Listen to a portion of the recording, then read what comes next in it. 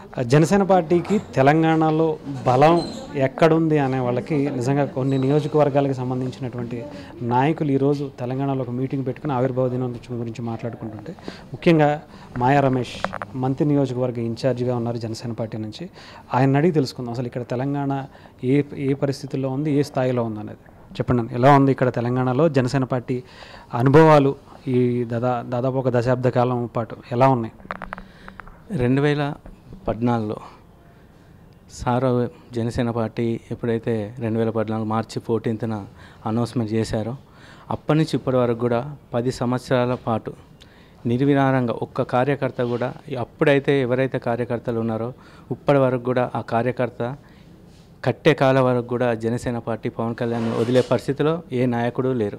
ఎందుకంటే పవన్ కళ్యాణ్ గారి ఆశయాల కోసం, ఆయన సిద్ధాంతాల కోసం వచ్చారే తప్ప ఈ పార్టీలో అంటే మిగతా పార్టీలో మనం చూస్తుంటాం ఈ సంవత్సరం ఉంటే ఇంకో సంవత్సరానికి ఏ పార్టీలో ఉంటాడో కానీ తెలియదు. 10 సంవత్సరాల నుంచి కూడా ఇదే పార్టీని, ఒకే పార్టీని ఎలాంటి సొంత లాభాలు లేకుండా తన సొంత డబ్బులతోటి పార్టీని ముందుకు నడిపించుకుంటూ వస్తున్నాం. పవన్ కళ్యాణ్ గారు ఇక్కడ ఇంకా దృష్టి పెట్టాల్సిన అవసరాలైతే ఇంకా ఎంతైనా ఉంది. పవన్ కళ్యాణ్ గారు జస్ట్ తెలంగాణలో ఈ తెలంగాణ గడ్డ మీద పవన్ కళ్యాణ్ గారు పార్టీ పెట్టడం ఆ పిలుపు మేరకే ఇక్కడ చాలా వరకు కార్యకర్తలు చాలా ఉత్సాహంగా చాలా అద్భుతంగా పనిచేస్తున్నారు. గడిచిన 10 సంవత్సరాలలో పార్టీ చాలా ముందుకెళ్తుంది. అలాగే ఇన్ని రోజులు మా నిరీక్షణ పవన్ కళ్యాణ్ గారు అధికారంలోకి రావాలి అన్నదే మా ఒక చిరకాల కోరిక ఉండే. అది ఇప్పుడు ఆంధ్రప్రదేశ్లో మాకు అది నెరవేరింది. ఆ సంతోషమే మాకు ఇంకా ఉంది.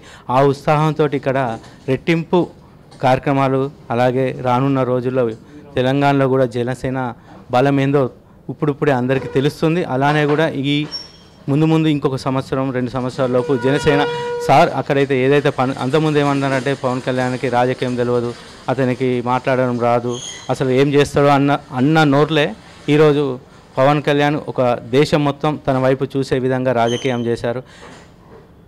175 సీట్లలో ఒక 21 సీట్లని ఎంచుకొని రాజకీయంగా ఎంత పరిణితి చెందాడు.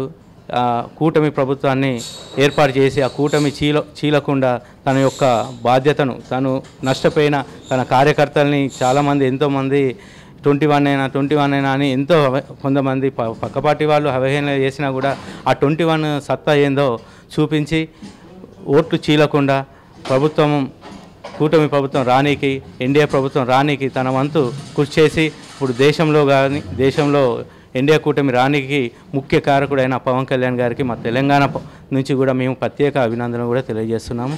రానున్న రోజుల్లో కూడా తెలంగాణలో పార్టీ ముందుకు పోతుందని మేము తెలియజేస్తున్నాము.